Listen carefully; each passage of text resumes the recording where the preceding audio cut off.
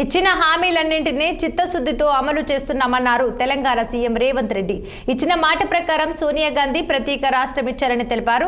కులగణనపై రాహుల్ గాంధీ తన హామీ నిలబెట్టుకున్నారని సీఎం పేర్కొన్నారు. గాంధీ కుటుంబం మాట శిలాశాసనమని స్పష్టం చేశారు ఆయన.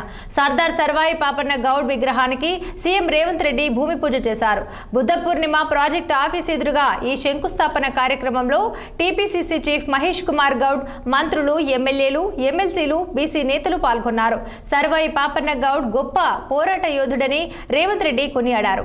పాపన్నకు సరైన గౌరవం దక్కాలన్నదే అందరి అభిప్రాయమన్న ఆయన అది కాంగ్రెస్ సర్కార్ హయాంలోనే నెరవేరబోతుందని తెలిపారు.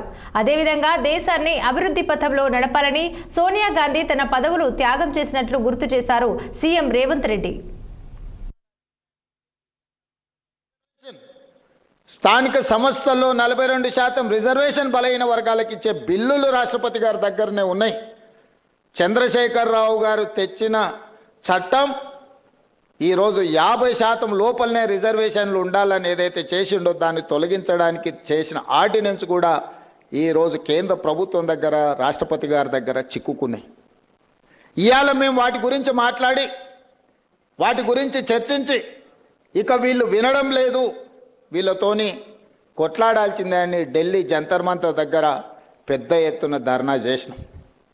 మొత్తం మంత్రివర్గము, పార్లమెంట్ సభ్యులు, శాసనమండలి సభ్యులు, శాసనసభ్యులు, సంఘాల నాయకులందరూ కూడా అక్కడికి వచ్చి వేలాది మంది రోజు మొత్తం ధర్నా చేస్తే దేశంలో వివిధ రాష్ట్రాలకు సంబంధించిన 100 మంది పార్లమెంట్ సభ్యులు, ముఖ్యంగా తమిళనాడు నుంచి, మహారాష్ట్ర నుంచి, బీహార్ నుంచి, ఉత్తరప్రదేశ్ నుంచి వివిధ రాష్ట్రాలకు సంబంధించిన పార్లమెంట్ సభ్యులు అందరూ కూడా మేము అండగా నిలబడతాం, మీ న్యాయమైన కోరిక సాధించడానికి మేము సహకరిస్తామని వాళ్ళందరూ కూడా అక్కడికి వచ్చి మనకు మద్దతు పలకడం జరిగింది.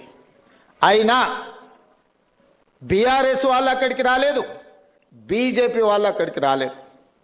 నేను ఒకటే అడుగుతున్నది, కాంగ్రెస్ ధర్నా కాదు, కాంగ్రెస్కు లాభం చేకూర్చేది కాదు. బలహీన వర్గాలకు సంబంధించి బహుజనుల కోసం రిజర్వేషన్లను పెంచుదామని దేశంలో ఉండే అన్ని పక్షాలు అక్కడికి వచ్చి మద్దతు ఇచ్చినాయి.